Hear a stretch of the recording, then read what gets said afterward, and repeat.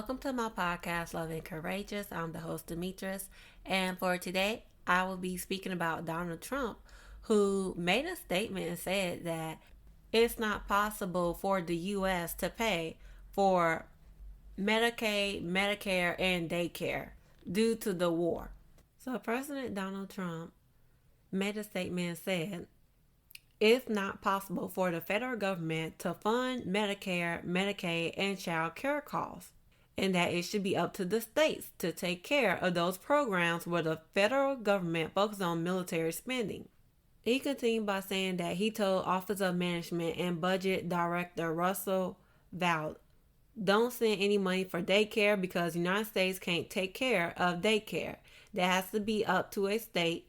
We can't take care of daycare. We're a big country. We have 50 states. We have all these other people. We're fighting wars. We can't take care of daycare. You got to let a state take care of daycare, and they should pay for it too. He also added that the states will have to raise their taxes to pay for child care costs, and that the federal government could lower our taxes a little bit to them to make up for it. He also continued by stating that it's not possible for us to take care of daycare, Medicaid, and Medicare. All these individual things, they can do it on a state basis. You can't do it on a federal. We have to take care of one thing, military protection. We have to guard the country.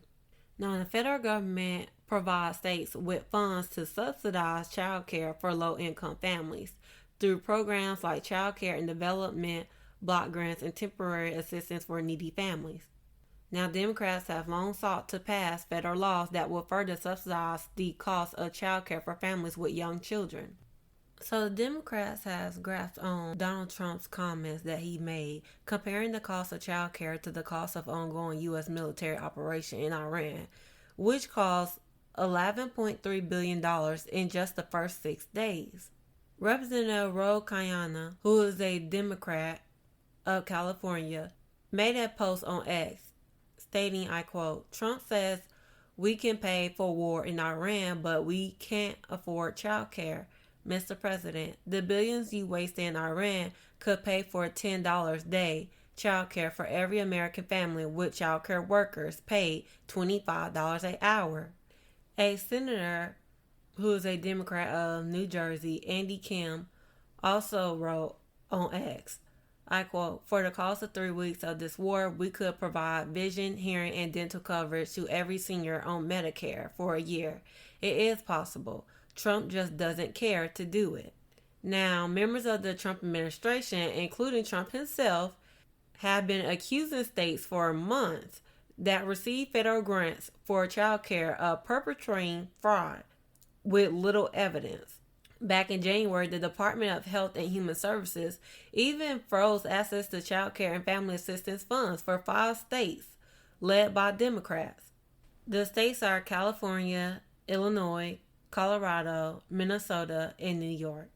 Now, back in December, the Trump administration targeted Minnesota in particular following viral accusations from conservative influencers that child care centers in the state were fraudulent. A review by the state's Department of Children, Youth, and Families found that the daycare centers at the heart of the viral attacks were operating normally. But of course, Donald Trump again accused Democratic states of fraud, saying that in Minnesota and Los Angeles, they have thousands of daycare centers. Trump claimed the locations have more daycare centers than they have children. They have thousands. So we go and we send inspectors out. Of the 700 that they looked at, approximately in Minnesota, there were not one that was a daycare center. He also accused Republican-led states of perpetrating fraud and thievery, saying that they had to compete with Democratic-led states. Donald Trump also continued by stating, I quote, it's many states, probably Republican states too, because they're going to see it and we're not as thievery, but, they don't believe in thievery. But when they see the Democrats doing it and then they have to compete with it. So I can't imagine they're not doing it. I just can't imagine. So after Donald Trump has made that statement that the federal government cannot afford child care, Medicaid, and Medicare on April the 3rd. He also submitted his annual budget request to Congress, calling for historic cuts to domestic funding and shifting that money towards historic increases in the military budget. Now, in this budget of his, it cuts education, health, housing, and other priorities as well. Now, here are some of the programs that Donald Trump requests in the budget to be reduced or eliminated. So, community services block grants. This program works to alleviate poverty by providing funds to states, territories, and tribes to administer direct support to the neediest and most destitute people in the country, and giving necessary unconditional aid. More than 10 million people in the country are helped yearly by these grants. Trump calls to eliminate the program entirely. When it comes to special supplemental nutrition program for women, infants, and children, also known as WIC. In the proposed budget that he wants Congress to sign, it will cut the monthly WIC fruit and vegetable benefit by $1.4 billion, reducing it from $54 to $13 for breastfeeding mothers and from $27 to $10 for young children. When it comes to the Low Income Home Energy Assistance Program, also known as LIHEAP, this program helps struggling families heat their homes in the winter and cool their homes during the summer, helping to prevent people from freezing to death or dying of heat stroke. Now, in this new budget that Trump has proposed, it is calling to eliminate the program entirely. When it comes to Home Investment Partnership Program, this program provides funding to state and local governments to create low-income housing. The grants can be used to construct new housing or to assist low-income people in their housing needs. Donald Trump's budget proposal wants to eliminate the program entirely. When it comes to Section 8 housing, this program helps poor households afford rent, giving special preference to households with children, people with disabilities, and veterans. Donald Trump's proposal calls to prohibit housing authorities from issuing tenant-based vouchers to new families with a few exemptions. When it comes to the National Institute of Health, also known as NIH, the National Institute of Health funds groundbreaking medical research supporting discoveries to enable people in America to live longer. The budget calls to cut National Institutes of Health funding by 13%, which is $6 billion. These proposed cuts would be including a 7% cut to the National Heart, Lung, and Blood Institute, a 7% cut to the National Institute of Diabetes and Digestive and Kidney Disease, a 7% cut to the National Institute of Neurological Disorders and Stroke, a 27% cut to the National Institute of Allergy and Infectious Diseases, a 7% cut to the National Institute on Aging, a 6% cut to the National Human Genome Research Institute, and a 7% cut to the Eunice K. Shriver National Institute of Child Health and Human Development. When it comes to the Center for Disease Control and Prevention, also known as CDC, the CDC works to keep Americans safe and healthy through a variety of different means. That includes tracking infectious diseases, advancing prevention of chronic conditions, and researching new and emerging threats. State and local public health programs receive about half their funding from the federal government. The budget that Donald Trump proposed calls to cut the CDC by 32%, which is $2.5 billion. When it comes to federal K through 12th grade funding, the federal government supplements state and local education budgets. The president calls to cancel out 17 of the K through 12th grade programs and replace them with just one, which would not guarantee that specific students' needs are met. also calls to reduce these programs' net funding by 69%, which is $4.5 billion. These programs include the Education for Homeless Children and Youth Program, the Rural Education Program, the Comprehensive Literacy State Development Grants. Donald Trump also calls to eliminate 12 other kindergarten to 12th grade funding streams entirely, including the English Language Acquisition Program, for additional $2.1 billion in cuts. Higher education programs is another one. The federal government works to help student athletes afford and achieve success in higher education through a variety of grant programs, such as TRIO, also known as TRIO, and Gear Up programs, provide academic support, financial aid, counseling to help students from low-income backgrounds attend college. Also, the Strengthening Institutions Program, also known as SIP, provides direct funding to higher education institutions that serve high shares of low-income students, including community and technical colleges, to strengthen academic quality and support student access. Donald Trump's proposal calls to eliminate many of the activities, including the higher education budget account, such as TRIO, Gear Up, and SIP. The budget calls to cut the higher education program by 81%, which is $2.7 billion. When it comes to preschool development grants, the Preschool Developmental Grant Birth Through 5 program is the only federal funding stream dedicated to building and improving state-level early childhood systems. The competitive grant program allows states to apply for funding to improve coordination among existing early childhood programs, such as state pre-kindergarten, child care, Head Start, and home visiting programs. The coordination across the early childhood programs help advance equitable access for all families. Donald Trump's proposal calls to eliminate this entirely. When it comes to workforce development programs, the federal government helps youth prepare for the workforce and helps adults build skills.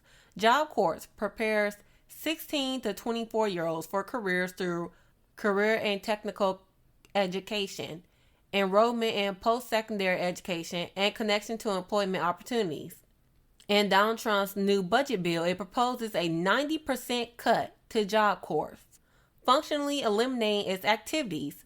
It also proposes to entirely eliminate the adult education activities in the career, technical, and adult education program, which helps adults improve literacy and other crucial skills such as writing, reading, problem solving, and math, as well as obtaining a high school diploma. When it comes to wage and hour division, the U.S. Department of Labor's Wage and Hour Division is responsible for promoting and enforcing many labor laws, including the Fair Labor Standards Act, and for enforcing the minimum wage, overtime pay, and child labor laws. It also works to investigate and recover wages that were illegally not paid, known as wage theft, estimated to cost workers more than $50 billion each year. Donald Trump's proposal calls to cut the office funding by 10%, which is $25 million.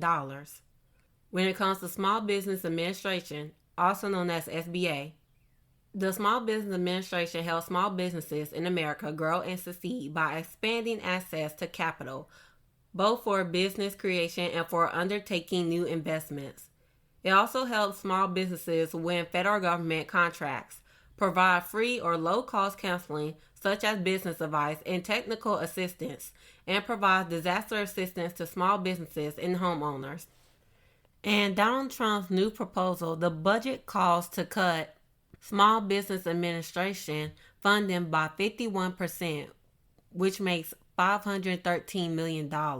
In addition, it proposes to impose new fees on lenders that will likely be passed to small businesses for using its guaranteed loan programs. The administration estimates these fees would cost lenders $158 million, with much of this amount will likely be passed to small business borrowers. Also in the budget, it calls for a sizable increase in shipbuilding and procurement, $65.8 billion, a 46% or $20.7 billion increase above this year's levels. The increase will fund 24 additional naval ships as part of the Trump administration fanciful Golden Fleet proposal, including providing initial funding for 2 Trump-class battleships. Naval analysts have long believed that battleships are impractical for today's security challenges, and that Trump-class battleship is a dangerous vanity project. Now, with all that being said, this budget bill that Donald Trump proposed has not been passed through Congress yet, so it's not exactly in place. However, if it does get passed, all hell break loose, but hopefully it doesn't. We'll see. That is all for the topic, and now I'm going to get into the Black History Fact. The Black History Fact will be about Ciceco Riot of 1951 that occurred from July 11th until July the 12th in 1951, when a mob of approximately 4,000 whites attacked the apartment building a black family had recently moved into in Ciceco, Illinois, a Chicago suburb. The events leading up to the riot began in June 1951 when Miss Camille Darris, owner of the buildings at 6139 43 West 19th Street in Ciceco, rented an apartment to Henry E. Clark Jr., a black World War II veteran and graduate of Fisk University, and his wife, Jonetta Clark, and their 2 children in an all-white neighborhood. After learning of Miss Darris' decision, high-ranking Ciceco official warned her it would be trouble for the Clarks if the black family moved into the apartment. On June 8, 1951, around 2:30 p.m., a moving van containing $2,000 worth of Clark family furniture was stopped by Ciceco police, who told him to leave the town or get arrested for protective custody. 20 police officers then grabbed Clark. He was hit 8 times as he was pushed towards a car parked across the street and then shoved inside the car. The police warned him to get out of Ciceco or he would be killed. National Association for the Advancement of Colored People, also known as NAACP, filed a suit against the Ciceco Police Department, and shortly afterwards, the Clark family moved in. On July 11, 1951, a crowd of 4,000 whites attacked the apartment building where the Clark family had been staying for just 2 weeks. Although 60 police officers were assigned to the scene to control the rioting, women threw stones at Clark's windows, and another group of white men tossed firebombs to the windows and the rooftop of the building. Other mob members reached the Clark apartment and set it on fire. Some of the whites who participated in the riot were teenagers. When the firemen arrived at the apartment building, they were met with bricks and stones thrown by the mob. Cook County Sheriff deputies asked the firemen to turn their hoses on their rioters, but they refused to do so without an order from their lieutenant, who was unavailable at the time. When it was obvious that the sheriff deputies would not control the riot, County Sheriff John E. Babbs asked Illinois Governor L.A. Stevenson to send in the Illinois National Guard. As the Guard arrived at the scene, rioters fought with them, armed with bayonet rifles and using tear gas. Guardmen ended the riot by setting a 300-meter perimeter around the apartment block. Most of the violence and rioting ended by the morning of July 12th. The ordeal Clark and his family were not injured. Although over $20,000 in damage had been done to the building, the Cook County grand jury failed to indict any of the accused rioters. Instead, they indicted Clark, NAACP attorney, and Miss Darris, the owner of the apartment building, her rental agent, and her attorney, on charges of inciting a riot and conspiracy to damage property. Those charges were later dropped. A federal grand jury then indicted 4 Ciceco officials and 3 police officers for violating Clark's rights due to the riot. The Ciceco police chief and 2 other officers were also fined a total of $2,500 for violating Clark's civil rights. The Ciceco race riot was the first to be viewed on television. That is all for today. Thank you everyone for listening to my podcast, and I hope you all have a lovely day.